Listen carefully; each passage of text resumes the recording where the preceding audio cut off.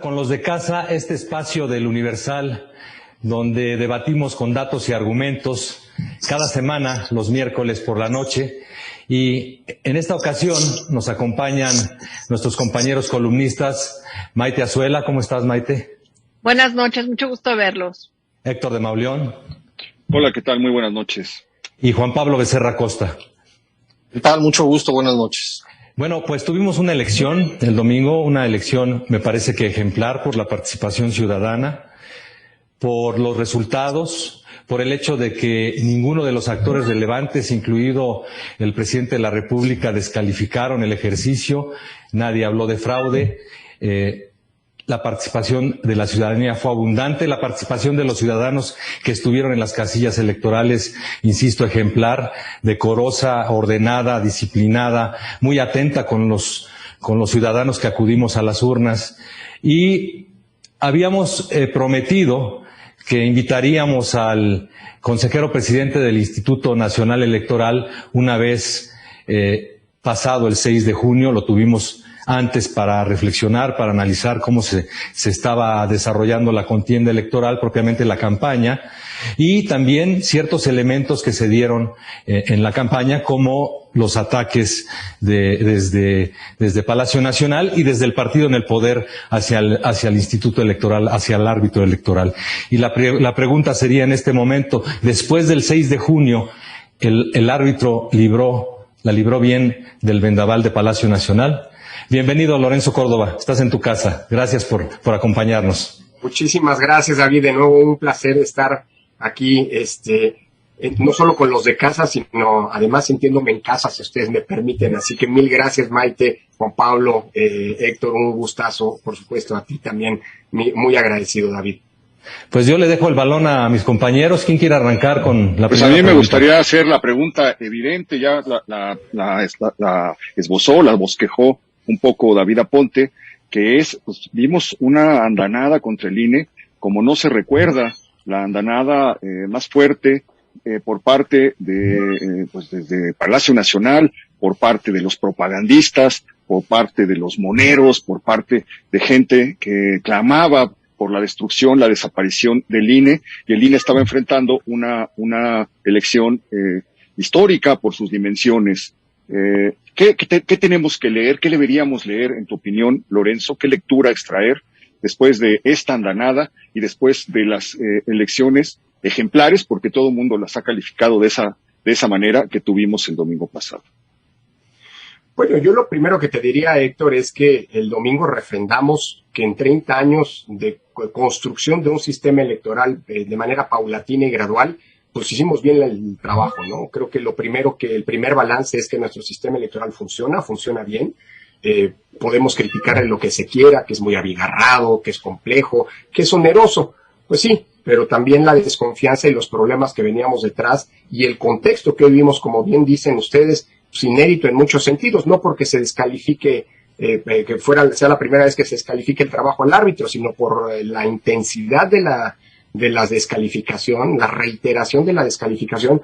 Parecía que a juicio de algunos el contendiente no eran los opositores, sino el árbitro mismo, por un lado. En segundo lugar, ¿de dónde venían las descalificaciones? Nunca habían venido descalificaciones tan consistentes, digamos, desde el circuito del poder. Y en tercer lugar, pues nunca habían tenido esa estridencia. Yo que me acuerde, ayuden ustedes con la memoria, pero jamás se había pedido o se había clamado que el árbitro debe morir, que el árbitro debe ser exterminado. Jamás se había amenazado, no con juicio político, eso es permanente, pero sí con amenazas incluso físicas, verbales, de un tono que me parece que no tienen cabida en un contexto democrático. Y lo que finalmente acabó pasando, Héctor, desde mi punto de vista, es que la ciudadanía pues se apropió de la elección e hizo suya la causa de la democracia, que es la causa del INE. Yo aquí mismo comentamos, recordarán, pues que antes de las elecciones, pues ya el INE traía un nivel de credibilidad que lo colocaba como la autoridad civil, el órgano del Estado, el órgano civil del Estado con mayor credibilidad y confianza pública. Pues creo que eso, incluso a pesar de las andanadas, y creciendo con esas andanadas y esos ataques, bueno, yo creo que lo que vimos el domingo es una reafirmación de esa confianza, que nos permitió eso que decía David, que la ciudadanía se comportara de manera ejemplar, que saliera a la calle a pesar de la pandemia, que todo mundo hiciera propios los protocolos sanitarios, todos, hasta los diputados que dicen que si usan cubrebocas se sienten amordazados, ¿no? Como los que en alguna ocasión nos visitaron en el INE. Bueno, hasta ellos. Es decir, un comportamiento absolutamente ejemplar. Y al final del día, pues tenemos una elección me atrevo a decir que desde el punto de vista técnico, pues supera los estándares que ya no eran malos y a los que nos habíamos acostumbrado en elecciones anteriores, con lo que se refuerza, pues, esa construcción institucional, vuelvo a insistir, la confianza pública y sobre todo la reivindicación de la vocación democrática de la sociedad mexicana. Maite, ¿quieres continuar? Sí, Lorenzo, yo tenía una pregunta que está más como el Vox Populi en la gente, más del día de la elección. En el siguiente turno te pregunto más sobre el proceso electoral, pero el día de la elección se soltó una cantidad de publicidad del Partido Verde en redes sociales a cargo de influencers. No es la primera elección en la que pasa. La verdad es que pues incluso hemos visto que hay un movimiento de personas que han empujado mucho y que se le retire al Partido Verde el registro, no solo por eso, sino por muchas razones más. En la anterior elección el INE decidió no retirárselo. ¿Cuáles son las violaciones sistemáticas y graves que permitirían que un partido como el Verde, que en pleno día de elección se permite ofrecerle millones de pesos a influencers y estos influencers se prestan para violar la ley electoral y nunca sucede nada? Y hoy tenemos un partido que va a tener 40 diputados, ¿no? Violando consecutivamente la ley electoral. ¿Hasta qué punto va a poder seguir llegando este partido?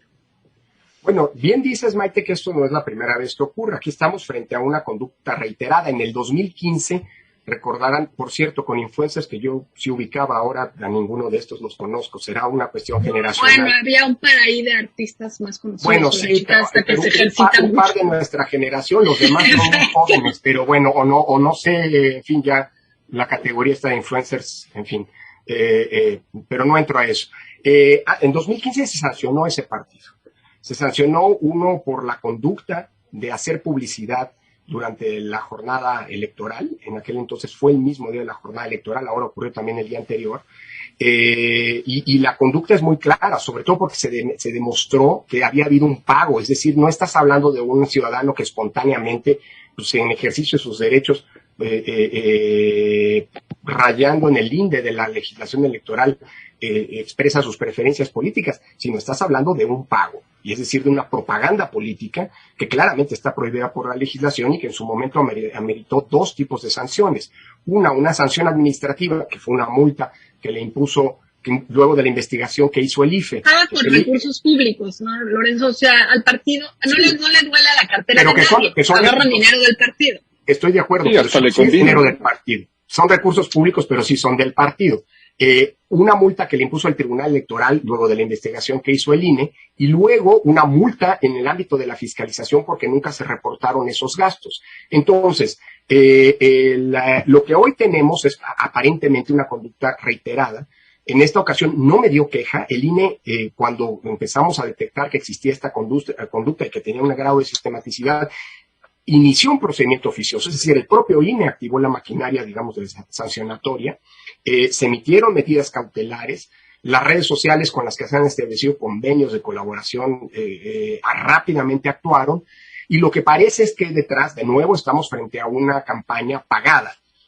Ahora esto pues tendrá que de nueva cuenta que terminar de sustanciarse. Todavía estamos en la investigación, se entregará a la sala especializada del Tribunal Electoral, la sala tendrá que determinar y considerar, supongo yo, la reiteración en caso de la reincidencia, en caso de constatarse que hay una conducta ilícita, y después vendrá la parte de fiscalización. Todo esto eventualmente tendrá que ser considerado por el Tribunal Electoral al momento de calificar las elecciones. ¿Y amerita la pérdida de registro, Lorenzo? Esa es mi pregunta. Mira, yo con la pérdida de registro soy muy cauteloso, Maite. Yo mismo voté en su momento y no me arrepiento de haberlo hecho, a pesar de que yo mismo, pues en un texto que recientemente publiqué, consideré que ese es un partido contumaz, es un partido que sabiendo que cometía un ilícito lo reiteró. Yo creo que es más bien el tema, las pérdidas de registro dependen en primera instancia de la expresión de la propia ciudadanía.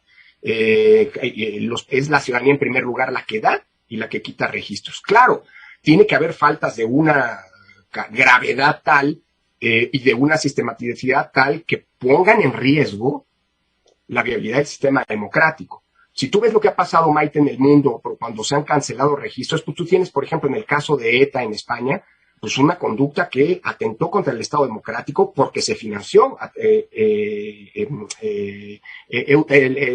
partido Euskera, ¿no? Que financió una actividad terrorista. O bien el Frente Islámico de Salvación en Argelia, porque claramente estaba en una lógica de dinamitar la democracia. Bueno, a ver, creo que es importante en este sentido diferenciar y gradualidad. Yo estoy porque si hay además una revitalización, se impongan sanciones muy graves, pero creo que la pérdida de registro es una cuestión con la que tenemos que andarnos con mucho cuidado, porque al rato, si por sanción, mira, todos los partidos cometen sanciones, al rato, si esto se normaliza, tiene que ser visto como una cuestión extraordinaria, igual que en la nulidad de las elecciones. Podríamos encontrarnos en un escenario no menor, ¿no? Juan Pablo Becerra. A ver, Lorenzo, para retomar lo que dice Maite, abundar un poquito, y también lo que decía Héctor sobre la elección general, te hago dos preguntas. La primera, empiezo por lo que decía Maite, lo del verde. Contumaz, les dices tú, porque efectivamente una y otra vez hacen estas cosas, ¿no? Fueron 100 personalidades, por llamarles de alguna manera, recibieron promedio, de acuerdo a lo que dijo una de ellas, 10,000 pesos. No es que sea tanto dinero, 1,000,000 de pesos, pero simplemente pagan la multa y lo vuelven a hacer. O sea, reinciden y no les importa. Y además, Lorenzo, se benefician, ¿no? Tenían 11 diputados, estoy viendo los resultados de 2018 y parece ser que ahora van a tener 44. Entonces, claramente hay un beneficio con esa actitud como insolente, grosera, ¿no? De que no nos importa nada. Y en plena veda electoral, pues hacen campaña a través de toda esta gente que tiene muchos seguidores, ¿no? Entonces, por un lado, pues no sé si quitar el registro, pero ¿qué más podemos hacer para darle un escarmiento a este partido? Por otro lado, Lorenzo, de una vez, por lo que decía Héctor, tuvimos una participación en 2015 de 39 millones, que serían, digamos, elecciones equivalentes, ¿no? La de 39 millones y ahora 48 millones, que es muchísimo más. Es una gran noticia, me parece que es una gran noticia. 47% de participación y ahora 52%. Estabas hablando de la calificación al INE. Pues el INE, la última encuesta que vi previa a las elecciones, estaba muy bien. 68% de aprobación, solo 27% en contra, por arriba del presidente de la República, que era el que más lo fustigaba, y fueron unas elecciones que ni siquiera uno de sus más críticos o de sus rivales más acérrimos, Ricardo Monreal, salió a decir que habían sido, reconozco, que habían sido unas elecciones, estoy leyendo su tweet, unas elecciones limpias y no fueron controvertidas y todos estamos felices. Entonces, lo que te quiero preguntar es, ¿cómo estás tú? O sea, ¿cómo te sientes tú? El lunes en la noche, ¿te sentiste aliviado después de que el presidente no salió a vociferar y que toda esta gente se calmó? ¿O tienes miedo de que esto regrese otra vez y que esto nada más sea una calma momentánea? El lunes por la mañana, Juan Pablo, el lunes por la mañana. El lunes por la mañana. Sí. Bueno, a ver, Juan Pablo, lo primero, con lo del Partido Verde, yo esperaría, hay que recordar que el INE impone solamente sanciones de manera directa en materia de fiscalización.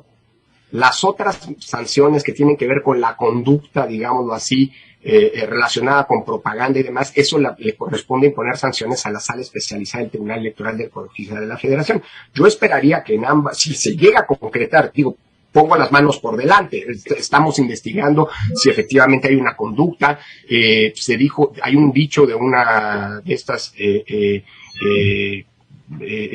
propagandistas que recibió 10,000 pesos, pero hay que ver, tenemos ahí un listado, parece que la presencia en redes, digamos la potencia, para decirlo de alguna manera, en redes es diferenciada. Nosotros tendremos que seguramente averiguar las cuentas de estas personas para ver si efectivamente ese dinero fluyó y si fluyó cuánto, porque no es nada más lo de los dichos. Estamos hablando aquí de una autoridad que tiene dientes y músculo para fiscalizar. Habrá que pedir información al SAT, información al Sistema Bancario Nacional y demás para determinar las dimensiones. Yo soy proclive porque si además, si hay una irregularidad, si se determina que hay una irregularidad y hay una reincidencia, pues evidentemente pues se trata de generar sanciones que sean realmente inhibitorias. Y ojalá en la sala del tribunal haga lo mismo, porque si acabamos con esto, con una amonestación, pues hay un incentivo perverso para seguir infringiendo la ley, insisto, partiendo de la premisa de que todo tiene que todavía que demostrarse, que investigarse. Yo esperaría que las sanciones sean ejemplares y que pues se generen, incluso hay que ver si esto no tiene conductas penales, ¿eh? Nosotros lo estamos analizando para ver si es el caso dar vista a la Fiscalía Especializada de Delitos Electorales, que supongo que tendrá algo que decir al respecto, ya lo veremos. Dicho eso, el INE es el que descubrió esto, el que activó toda la maquinaria punitiva, hay que ver cómo termina.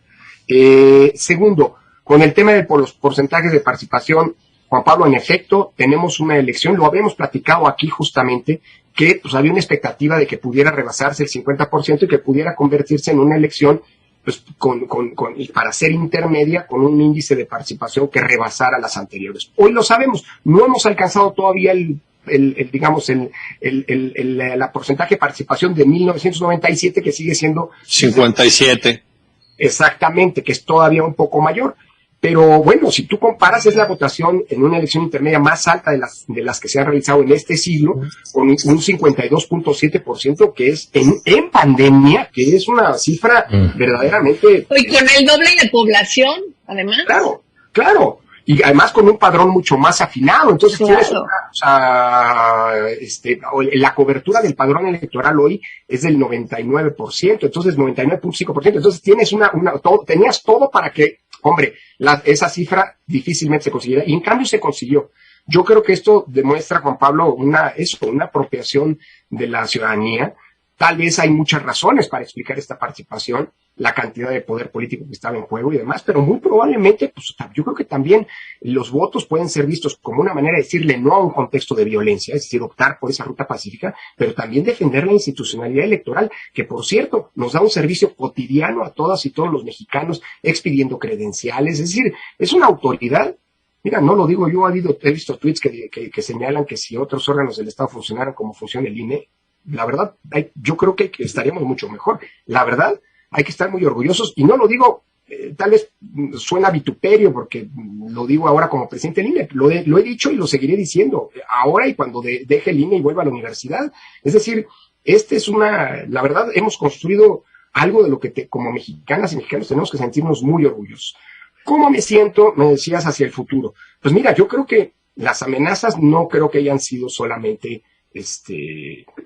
actos de campaña o durante la campaña. ¿Crees que van a volver a arremeter?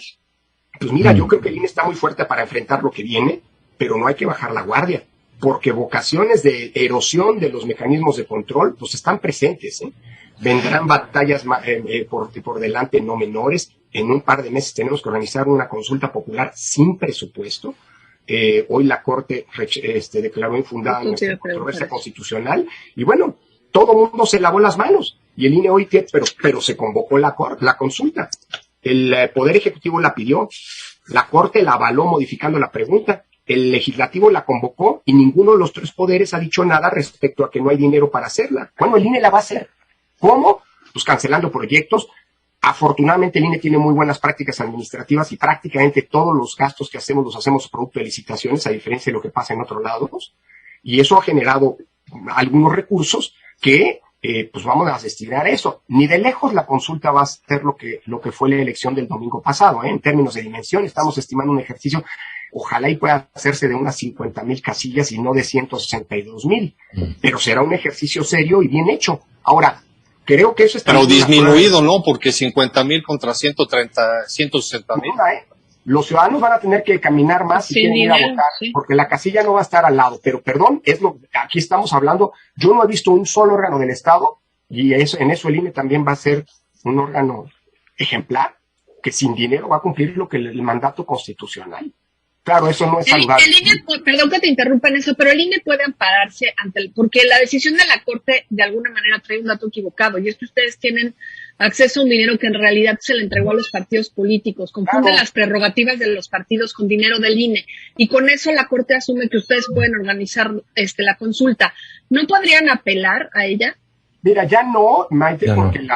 se resolvió en definitiva, es Claro. la última instancia, pero tienes toda la razón. La Corte creo que comete un error, todavía no hemos sido notificados, así que estoy yo hablando a partir de lo que se ha dicho en los medios. La Corte dice que tenemos un excedente de 6.500 millones de pesos. Pues ese es el presupuesto de los partidos. Imagínate el problema que hacemos si organizamos la consulta con dinero de los partidos. No les va a gustar. Dicho eso, Sería buenísimo. Con el dinero de Morena, Lorenzo. Del verde. Del verde. Mira, la única manera de la que un partido puede dejar de recibir el dinero es si rechaza el mismo. Este año nadie ha rechazado, salvo un 50 millones de pesos, pero ese dinero no lo puede administrar el INE porque lo tenemos que devolver a la tesorería de la Federación. Claro. En síntesis, Juan Pablo, yo creo que estos son ejemplos de desafíos que el INE tiene enfrente, y no creo que nadie vaya a aplaudirle al INE por sacar una consulta que el INE no pidió, pero que responsablemente va a realizar. ¿Qué te quiero decir? Creo que la defensa, mira, la autonomía se ejerce y se defiende todos los días. La independencia también. Y creo que el INE tendrá que seguirse defendiendo seguramente de varios detractores que seguiremos encontrando en el camino. Lorenzo, cada perdón, elección hay una... Perdón. Elección a elección, como que la democracia va avanzando de manera muy titubeante. Cada elección brotan cosas que están mal y que hay que corregir, y ahí vamos un poco a tientas en la oscuridad. Pero se vuelve a repetir esto para volver al tema del verde, este asunto de impunidad. Como decía Maite, a este partido le sale muy barato violar la ley, pagar una multa y quedarse con 44 diputados que le van a redituar dividendos políticos altísimos. Y es algo que ha estado pasando. Es un tema de impunidad que, sin embargo, no se puede atacar. Porque ¿qué? Le van a poner una multa, ok, la va a pagar y seguirá haciendo lo que ha venido haciendo desde que existe, desde que lo conocemos. Luego se da el hecho de que el presidente durante 840 minutos viola la ley y la veda y se pone a hacer propaganda desde la mañanera. Por ahí me espantó o me escandalizó esta nota del Universal que hizo el conteo y dijo, es como si durante 9 partidos de fútbol, imagínate al presidente narrando 9 partidos. Bueno, ese es el tiempo que dedicó a pisotear la Constitución y a burlar la ley. ¿Y qué podemos esperar? Bueno, a ver, Héctor, un dato, porque menciona la cantidad de posibles legisladores que va a tener este partido a partir del ejercicio extraordinario y súper preciso que hizo el Comité Técnico del Conteo Rápido, es el Conteo Rápido del INE.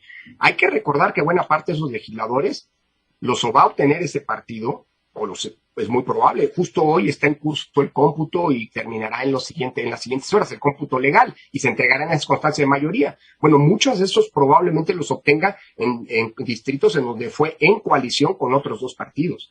Es decir, cuando los partidos van en coalición y postulan a alguien que es de uno de los 3, pues bueno, los otros colaboran a hacerlos llegar. Y esto creo que es importante explicarlo, porque no es nada más que sea una cantidad de legisladores que el partido obtuvo solo, sino que los obtuvo con las coaliciones. Y yo creo que va siendo hora de revisar la figura de las coaliciones, porque, digamos, de ser algo normal en un contexto democrático, partidos que en una coyuntura determinada convergen, pues están corriendo el riesgo de convertirse en mecanismos, lo hemos visto ya en el pasado, mediante el cual se burla los límites constitucionales. Dicho eso, yo creo que pones el dedo en uno de los grandes problemas estructurales, Héctor, que se llama impunidad. Hay que ver qué hace el tribunal, él es el que va a calificar las elecciones, y a lo mejor alguien puede eventualmente impugnar justamente estos actos que, pues al final hasta se constataron como ilícitos por parte del Tribunal Electoral cometidos por algunos actores políticos. Pero bueno, el otro tema, Héctor, es un tema que no solamente está en lo electoral. La impunidad es uno de los grandes problemas estructurales de nuestro país y que siguen presentes, se diga lo que se diga. Igual que la percepción de corrupción, la violencia. Bueno, sí, pero en este caso, pues aquí te toca la que le corresponde al INE. Claro, estoy de acuerdo. Ahora, el INE solamente sanciona en materia de fiscalización. Por eso hablo de que el sistema electoral pues tiene que demostrar que no se pueden permitir actos de impunidad, incluido la parte penal, ¿eh? Por eso digo que estamos analizando a ver si hay algún ilícito penal. Habría que cambiar algo. Pues mira, yo creo que eventualmente hay que revisar el tema de las sanciones y discutir muy seriamente esto que hoy está en manos de la autoridad electoral, por ejemplo. El tipo de sanciones hoy son eminentemente pecuniarias. Bueno, pues hay otros tipos de sanciones que, por cierto, no se han explorado, que hoy ya no le toca imponer al INE necesariamente, como por ejemplo la suspensión de publicidad durante los procesos electorales. En fin, a lo mejor ahí tenemos evidentemente, si no se está consiguiendo. Pero espera, porque falta lo del presidente. Porque falta lo del presidente, que es como si se hubiera pasado media liguilla narrando propaganda por su... Bueno, a ver, vuelvo a insistir, aquí el INE hizo su trabajo, indagó, emitió cautelares, el Tribunal Electoral ha convalidado algunas de esas cautelares y además estableció que hubo ilícitos. Seguramente al momento de calificar las elecciones, pues a lo mejor es un elemento que toma en cuenta, pero también aquí, bueno, pues hay que ver el sistema en su integralidad, no nada más desde la dimensión electoral. O sea, el problema de la impunidad es un problema global, digo yo, Héctor, ¿no? Y que tiene eventualmente pues unos efectos o unos episodios en lo electoral. Analicemos en su integralidad el tema y veamos parte por parte, incluido lo electoral, cómo vamos mejorando esto. Lorenzo, antes de darle la palabra a Maite, me gustaría volver al tema de la calidad de la elección. Esta calidad que vimos el domingo no blinda al instituto de estas amenazas, no disipa las amenazas, los amagos de desaparición del instituto. Quisiera que abundaras un poquito más en eso, porque me parece que el instituto hizo una tarea fundamental con el acompañamiento de los ciudadanos, e insisto, fue ejemplar. Entonces me parece que eso de alguna manera pone una barrera para esos amagos, esas amenazas de desaparecer a una institución que, como tú dijiste al principio, tiene 30 años de experiencia en esto. Claro, no, coincido, David. Yo creo que esta elección deja mucho más fuerte al INE y desmonta muchos de los argumentos, echa por tierra muchos de los argumentos de sus detractores incluso hace algunas semanas planteaban. Hay quien decía que, bueno, que ya como habían cambiado las cosas, imagínense nada más, que ahora las elecciones deberían volver a pasar a manos de gobernación. Yo no sé si hay otro órgano del Estado que tenga la capacidad técnica y operativa para hacer lo que hace el INE. Hay quien ha planteado que se tiene que ir al Poder Judicial. Bueno, yo no sé si el Poder Judicial tenga capacidades para hacer una elección como la que hicimos el domingo. Lo que sí es cierto es que hemos apostado por una gran especialización y profesionalización que nos ha costado, como decía, 3 décadas, y que hoy es objeto de reconocimiento a nivel mundial. Es decir, esta elección coloca a México no sé si en muchos temas podamos presumirlo, pero en el tema de organización de elecciones, en un nivel de paradigma a nivel global. El día de hoy llegó, por ejemplo, un reconocimiento y digamos, no solamente al trabajo hecho, sino a la importancia de mantener la independencia y autonomía de los órganos electorales desde la organización de organismos electorales de Europa. Y eso lo hemos venido recibiendo no solo de gobiernos en los días pasados, sino de múltiples órganos especializados. Las misiones de observación que vinieron acá y que han presentado sus informes preliminares, la de la OEA, la de Uniore, la de la COPAL, todas han coincidido en la enorme calidad técnica, en la gran calidad técnica que se ha alcanzado en México. Y es un insumo, un patrimonio, digámoslo así, común que tenemos que preservar. Yo creo que eso, David, claro que fortalece al INE frente a quienes lo acusan de que como es muy caro, mejor lo quitemos, o que quienes dicen que no sirve para nada, o que es un órgano sesgado. ¿Cuál sesgado? Que es un órgano que trabajaba para un grupo político, ¿no? O que, en fin, que había una mala intención respecto de algún partido, de algún gobierno. ¿Cuál?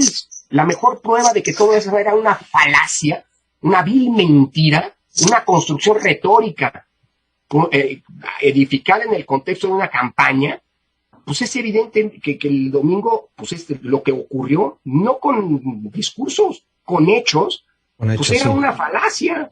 Y eso fortalece al INE. Por supuesto que lo fortalece, sobre todo porque colocó y demostró que el INE cuenta con el respaldo ciudadano. Atentar contra el INE es atentar contra la ciudadanía que se apropió de las elecciones. El INE puso la mesa, generó las condiciones, pero las elecciones del domingo la hicieron 1,5 millones de personas. Y como decía Juan Pablo, 48 millones en medio de la pandemia, con un orden y una responsabilidad que de veras hay que celebrar, fueron y votaron. Si eso no es apropiarse de las elecciones, si eso no es confiar en su sistema electoral, no sé qué sea. Dicho eso, ¿se puede mejorar? Claro, pero tirarlo a la basura, pues es como un juego de locos, digo yo, ¿no? Maite, bueno, y se acaba de incorporar Valeria. Hola Valeria, ¿cómo estás? Maite Azuela. Pues, como bien dices, se puede mejorar. Y aquí yo te preguntaría, Lorenzo, se ha anunciado una y otra vez que viene una reforma electoral. Se detuvo afortunadamente previa a esta jornada, porque pues creo que si no hubiera sido muy difícil arrancar con algo nuevo.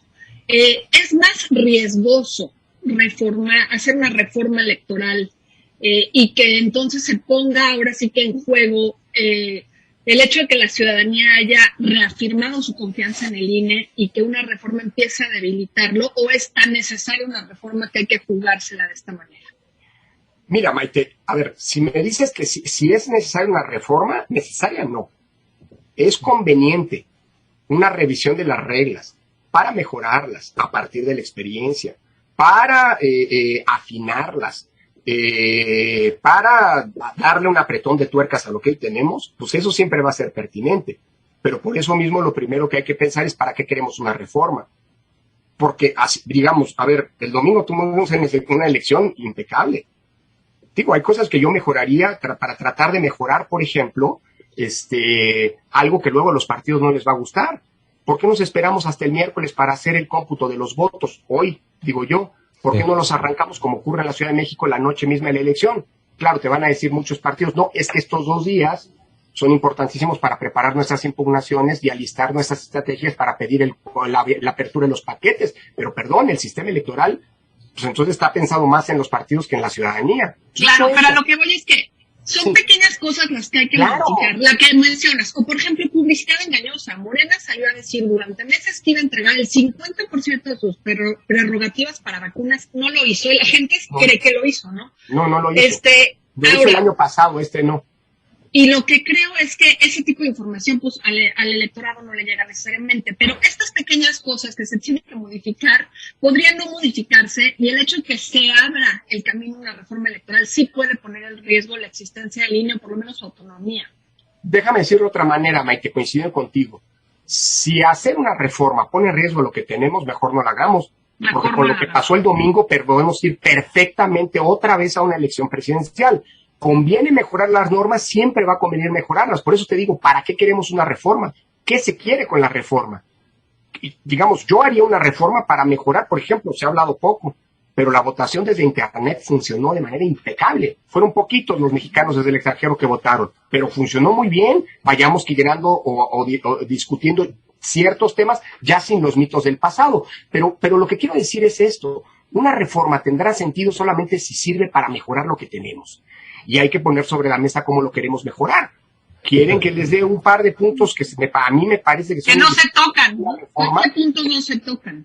El tema, hay otros que no. El tema de la sobrerepresentación, sí, yo apostaría a eliminar el 8% de sobrerepresentación. Entre menos sobrerepresentación haya, menos sobrerepresentación hay, más democrático es un sistema representativo. Bueno, a ver, discutamos esos temas, pero refundar el sistema electoral como algunos planteaban, insisto, que hay que exterminar el INE y repensarlo, o pasárselo a gobernación, en fin, o tirar a la basura lo que tenemos, me parece. Pero Lorenzo, esa andanada era parte de la retórica. O sea, la reforma electoral era parte de la retórica de ataques al INE. Perdón, le quiero dar la palabra a Valeria Moy, que acaba de entrar. Y bueno, pues ya te lo dejamos calientito, Valeria, a Lorenzo. Perdón por llegar tarde, Lorenzo, una disculpa a todos mis compañeros. Y perdón si regreso a un tema que ya hayan tocado. Yo quisiera tocar el tema de las consultas en términos generales y de las consultas próximas, muy en específico la consulta del juicio a los expresidentes y la consulta para la revocación de mandato para, en teoría, marzo del año que entra. En ambas, según entiendo, se necesita que el 40% del padrón electoral vote para que esto pueda ser, para que la consulta o el resultado de la consulta sea vinculante. Sin embargo, pues montar una elección y lo mismo, una consulta, pues no es ninguna tarea fácil. En estas elecciones que tomó tiempo, dinero y esfuerzo capacitarlas, se logró capacitar, me refiero al personal, a la ciudadanía que participó en las elecciones, al más de 1 millón de personas que participaron, pues esto es caro, es complicado y requiere tiempo. Y logramos, con todo eso, se logró una participación cercana al 52% o alrededor del 52%. ¿Cómo hacerle? O sea, está listo el INE, está listo el país para tener una consulta en agosto con las restricciones presupuestales que tiene, si se pretende alcanzar el 40% del electorado de quienes están inscritos en el padrón, para que la consulta sea vinculante, ¿o de qué estamos hablando? Porque si no es así, pues suena que vamos a tirar dinero bueno al malo, ¿no? En una consulta que simplemente no va a funcionar. Bueno, a ver, Valeria, algo mencionábamos, trato de hacer una síntesis. La consulta la vamos a tener que hacer y en efecto no tenemos dinero asignado para la consulta. Estamos tratando, como se dice coloquialmente, sacarle jugo a las piedras, ¿no? Con algún tipo de economía, en fin. Digamos, a partir de ciertas buenas prácticas, normalmente, por ejemplo, todas esas medidas de austeridad que se instrumentan año con año, generan algunos recursos que normalmente se devuelven a la tesorería. Bueno, eso lo hemos guardado para poder, ante la eventualidad que se concretó de que no nos iban a dar ni un peso para organizar esta consulta. Dicho eso, por cierto, no es de juicio de expresidentes, eso es lo que se quería. Ahora es otra cosa, por cierto. Pero ya nos tocará, ahora no me quiero adelantar, porque tendremos 15 días para poder, de acuerdo con la convocatoria que los diputados y diputadas hicieron, y los senadores, porque primero convocaron en noviembre, nada más que no leyeron la Constitución, y la Constitución establece que el día después de la convocatoria se suspende toda la propaganda gubernamental hasta que la consulta se haga.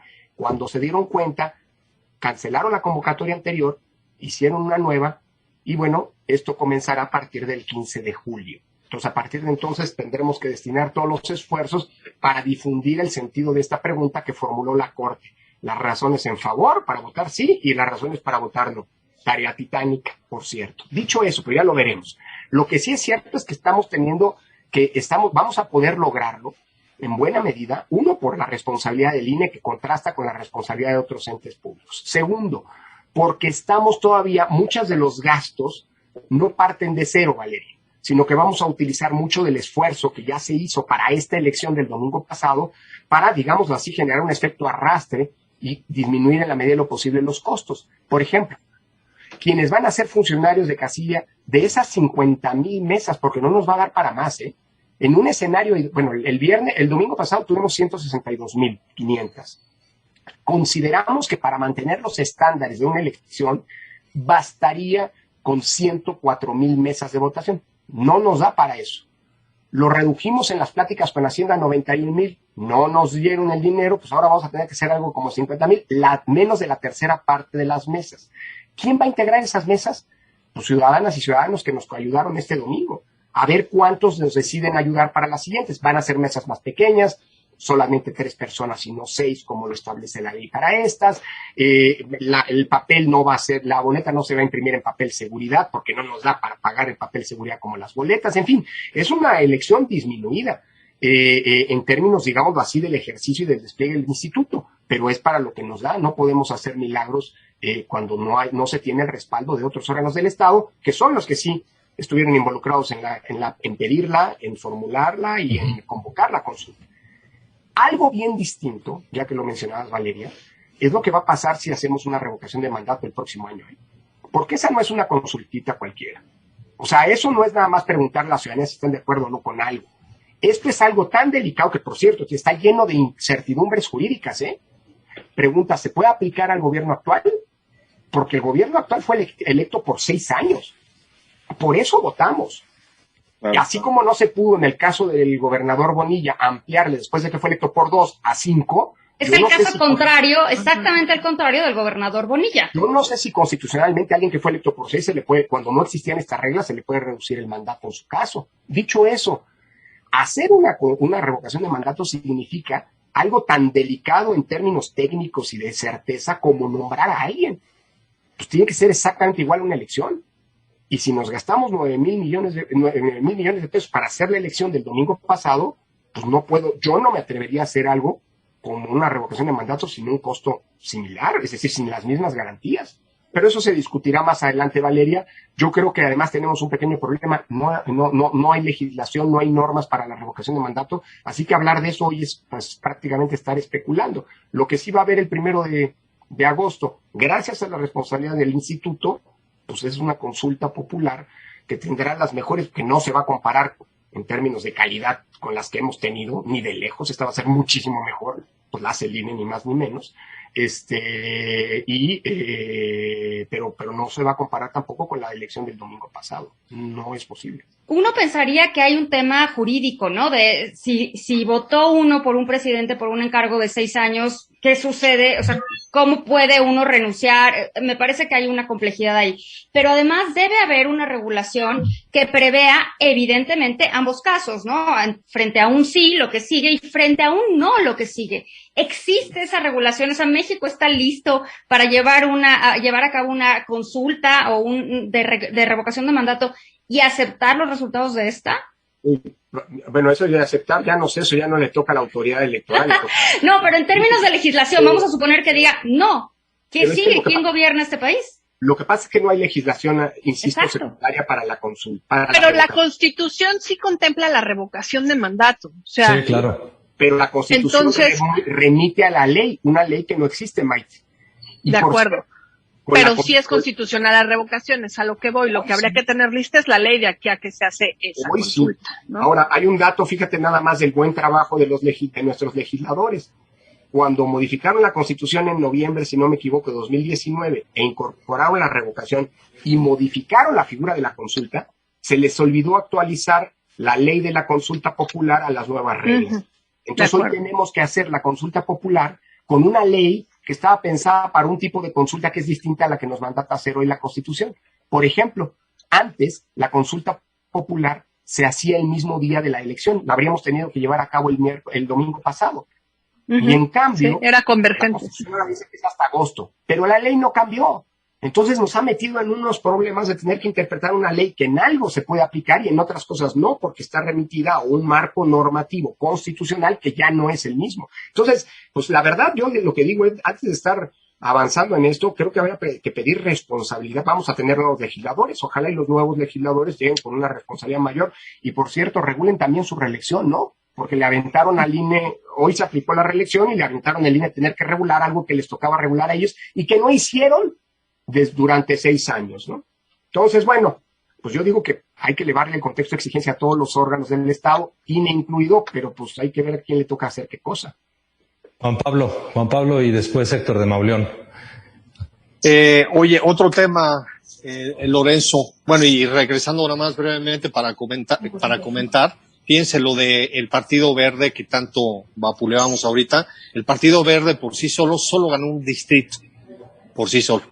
Un distrito, y eso le implica 2% de la votación, o sea, perdería por sí solo el Partido Verde, para que vean cómo se las gasta. Oye, hablando de esto, veo en los últimos resultados que el PES, 2.7% de la votación, estas redes sociales, que creo que de progresistas no tienen nada, 1.7%, y de esta cosa que se llama Fuerza México, 2.4%. Si entendí bien, estas tres agrupaciones perderían el registro. Me gustaría saber qué hace el INE si pierden el registro en términos de fiscalizar sus recursos, porque parece un negocio, ya lo hemos visto, mira, desde el Frente Cardenista, ese que aparecía y desaparecía, ¿no? Sí. Pero sí pierden el registro, ¿no? Mira, y los bienes que van generando. Los bienes.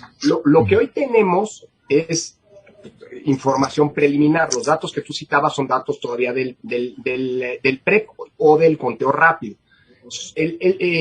Digamos, son datos preliminares, son oficiales porque son datos del INE, pero todavía no son definitivos ni tienen efectos legales. Los que sí van a tener efectos legales, Juan Pablo, son los que están los cómputos ahora llevándose a cabo. Es decir, desde las 8 de esta mañana hasta más tardar el sábado próximo estarán haciéndose los cómputos distritales.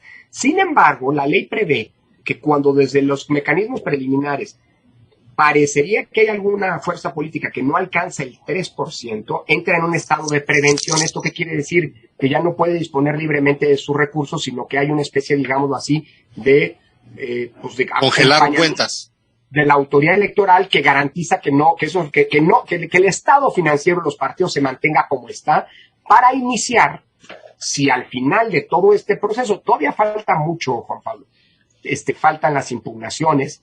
Sí. Las impugnaciones pueden anular algún distrito. Si se anula un distrito, y atendemos lo que extrañamente hizo el Tribunal Electoral en 2015 con el PT, porque el PT, acuérdense que se había perdido el registro. Sí. Yo 3 veces por quitarle el registro al PT, pero luego el Tribunal Electoral dijo 3 veces porque en teoría ¡qué barbaridad! Es la que hace la declaratoria. Luego el tribunal dijo que donde la ley dice Junta General Ejecutiva, no es Junta sino el Consejo. Entonces, bueno, la Junta se lo remitió al Consejo.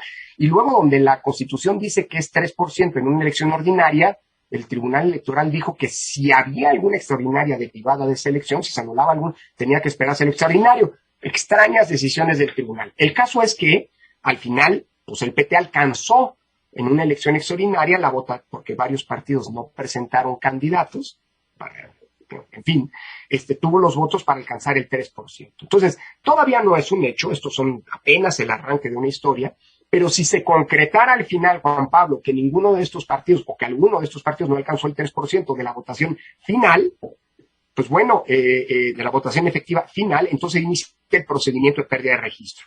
Comienza con una declaratoria que hace el Consejo y jurídicamente deja de ser partido político. 1. 2. Se inicia un proceso de liquidación en el que el INE nombra un interventor y dura varios años, se pagan todas las deudas, primero por las laborales, etcétera. Y si hay algún remanente al final de este proceso de los bienes, esos bienes pasan a la tesorería de la Federación. Son procesos muy largos, le cuestan muchísimo dinero al INE, porque la ley... Es gran negocio, ¿no? Sí. Pues mira, porque además la familia Riojas. ¿Quién cree que les paga a los liquidadores? El INE, no con dinero del partido. ¡Qué barbaridad! Por eso, ojalá en el pasado el gobierno anterior no quiso hacerlo, ojalá y en este gobierno lo que era el sistema de enajenación de bienes, creo que se llama Instituto para devolverle al pueblo de lo robado, qué sé yo, que hace todos estos procedimientos de liquidaciones, pues lleve a cabo la liquidación y no le cueste más dinero al Instituto Nacional Electoral ni a la sociedad mexicana, ¿no? Pero sí entran en un proceso de liquidación, Juan Carlos. Sí. Hagamos una última ronda de preguntas. Héctor de Mauleón. No, me llama muchísimo la atención, me parece muy relevante esto que has señalado, Lorenzo, de estas cosas que son como trampas de la democracia, ¿no? Es extremadamente peligroso y antidemocrático, puede ser incluso quitarle el registro a un partido, si no se lo quita a la gente mediante la prueba de ácido del voto. Te puede meter en una zona de riesgo altísimo. Sin embargo, ves estos mecanismos empleados por los partidos que se han perpetuado durante décadas, chupando del presupuesto y chupando de la gente, partidos impresentables con líderes impresentables, y al mismo tiempo esto pone sobre la mesa el problema de las coaliciones, que es otra trampa de la democracia, que también es una solución para la democracia. ¿Qué es lo que tendremos que plantear y discutir alrededor de esto? Y rapidísimo, pues tú ves, pasaste una prueba de fuego, el INE pasó una prueba de fuego, pero ¿sigue estando en riesgo el INE? Bueno, lo primero, las coaliciones. En una democracia es normal que exista la figura de coaliciones en una determinada coyuntura que puede ser tan válida como ponerse al gobierno en turno, o alguna convergencia respecto a alguna situación económica, pues que exista la figura de las coaliciones. El problema es que hay que analizar bien hasta dónde esta es una figura que legítimamente debe existir en un sistema político, y por otro lado, cuando esta se acaba convirtiendo en un mecanismo, digámoslo así, pues para eludir. Hay partidos que han vivido permanentemente en coaliciones, ¿no? Y yo no estoy diciendo que se pongan límites a las coaliciones, pero creo que sí esto tiene que ser una reflexión, Héctor, que no hemos dado, porque la figura de las coaliciones le hemos dejado a la discusión legislativa, y yo creo que tendría que haber una discusión muy seria, integral, desde la academia, de cómo mejorar, aprendiendo experiencias de otros países, porque lo que hoy estamos viendo es pues que la figura de las coaliciones está en muchos sentidos pudiendo ser utilizada, es disfuncional para ciertos propósitos que están establecidos en la Constitución. hay algo que tendremos que revisar. No me atrevería a decir en estos momentos pues cuál tendría que ser esa solución, pero yo creo que tenemos que tenerla en el radar y discutirla. Si va a haber reforma electoral, pues que se discuta esto, que es un elemento, insisto, que tiene una buena dosis de disfuncionalidad. Y segundo, yo creo que la democracia es un sistema electoral, es un sistema político frágil. Y la dimensión electoral también. Y yo creo que la democracia hay que cuidarla todo el tiempo. Y si la descuidamos, la democracia se puede poner por determinadas coyunturas en riesgo. ¿Hay detractores de la democracia? Sí. ¿Son tiempos riesgosos para la democracia en México y en el mundo? Sí. ¿El INE está a salvo? La ciudadanía lo salvó. Pero yo creo que al INE hay que seguirlo cuidando y hay que seguirlo procurando, igual que al resto de las instituciones democráticas del Estado mexicano, Héctor. No hay que bajar la guardia. Valeria. Bueno, yo quisiera comentar un poquito sobre los partidos chiquitos, retomar un poco lo que estábamos tomando, estos partidos que pues al final del día no logran mantener el porcentaje de votación necesaria y pierden el registro. Hace poco estaba yo comentando esto con unos amigos, el lunes, después de la elección, y me decía, pero da igual, porque van a surgir otros, porque hay gente que ha encontrado en la formación de partidos una renta, una especie de renta, ¿no? Y a la hora que comentas, Lorenzo, justo este tema de todo lo que le cuesta al INE la cancelación de estos propios partidos, pues se da uno cuenta que quizás hay algo de razón en esa apreciación, ¿no? Se cancelan unos, pero surgirán otros porque acaban siendo una especie como de garrapatas que van succionando estas rentas que desafortunadamente pues son del INE, pero en realidad no son del INE, son de todos, ¿no? O sea, son del presupuesto público porque pues no hay recursos públicos sino recursos de los contribuyentes. Entonces sí me parece que como ciudadanía tendríamos que hacer una reflexión mayor en cómo permitir o no permitir la creación de estos partidos que se dedican a succionar recursos de todos a lo largo de los años. No es una pregunta, es nada más una reflexión sobre lo que se ha estado comentando. ¿Te vale dos comentarios así al margen? O sea, no al margen. Adelante. Anotaciones al margen. Primero, estás en tu casa. Bueno, mil gracias. No quiero abusar del tiempo. Primero, yo creo que es muy sano en una democracia que las puertas de acceso al sistema de partidos estén bien abiertas. Claro, sin duda. Sin duda. También, y las de salida también. Sí. Es decir, hay partidos que eventualmente surgen, y qué bueno que surjan, reflejan la pluralidad política, pero pues si no tienen un mínimo de base de respaldo, porque que salgan, digamos, ¿no? Primera premisa. Segunda cosa, yo creo que parte de lo que decías y parte del problema que creo que está latiendo detrás de las preocupaciones de Maite, de Juan Pablo de hace un rato, tiene que ver con la cantidad de recursos que se le da a los partidos. Yo sí creo que se tiene que racionalizar eso. Porque hoy ningún partido tiene ya ese estímulo, que es algo muy positivo, de pues, recurrir a su propia militancia.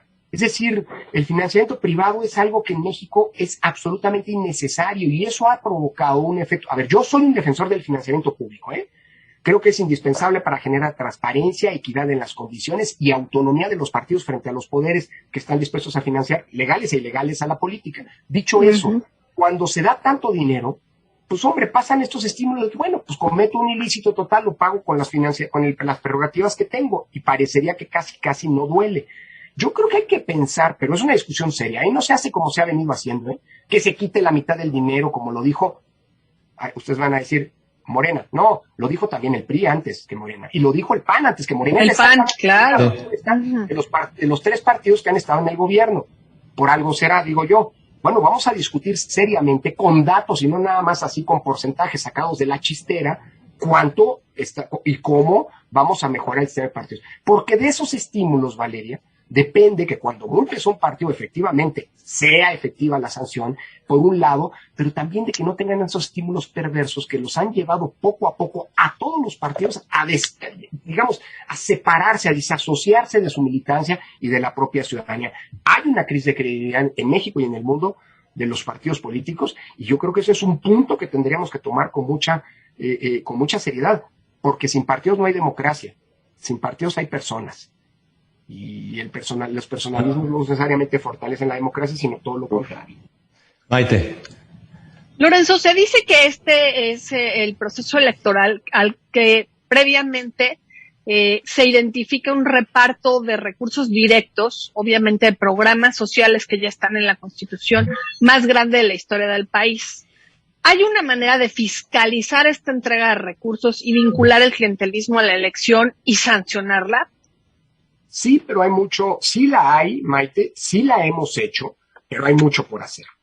Porque la verdad creo que la fiscalización entendida en el sentido amplio, rendición de cuentas, de los manejos de los programas sociales que son indispensables en un país como este, no nos van a resolver los problemas de pobreza, pero mientras exista estos niveles de desigualdad y pobreza, pues los programas sociales son un paliativo, un placebo que es inevitable, al que es imposible renunciar. Dicho Sí, eso, pero el problema es el uso electoral que se les da. totalmente de acuerdo. Dicho eso, el INE solicita información y tiene información, pero todavía esto no está suficientemente sistematizado, los padrones de beneficiarios son poco confiables, es decir, ahí hay una tarea muy importante que hacer en la que el INE tiene que colaborar, pero esta es una responsabilidad que trasciende lo electoral, tiene que estar todos los órganos de fiscalización, empezando por la Auditoría Superior, tratando de construir cómo mejoramos eso. Ahora un dato curioso, es cierto, todo parece indicar que pocas veces había habido tantos programas sociales en acción, digámoslo así, como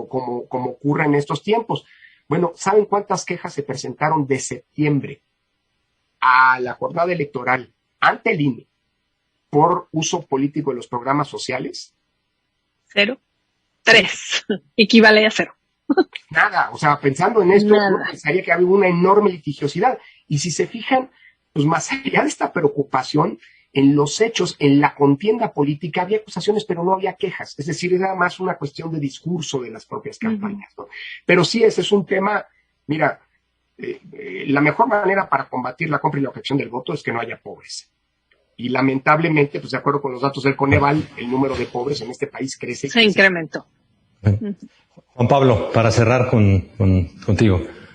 Pues yo me imagino, mi estimado Lorenzo, que reitero, el lunes en la noche, ya que transcurrió todo el día, me imagino que debes de haber estado muy, muy, muy aliviado, que no había vituperios, descalificaciones, y ya, estás muy feliz.